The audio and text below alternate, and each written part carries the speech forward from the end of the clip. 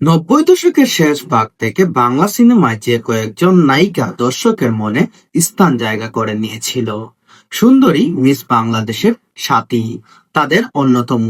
1999 সালে জনপ্রিয় ছবি পরদেশি বাবু তে তার সবলীল অভিনয় করে দর্শকের দারুণভাবে মুগ্ধ করেছেন।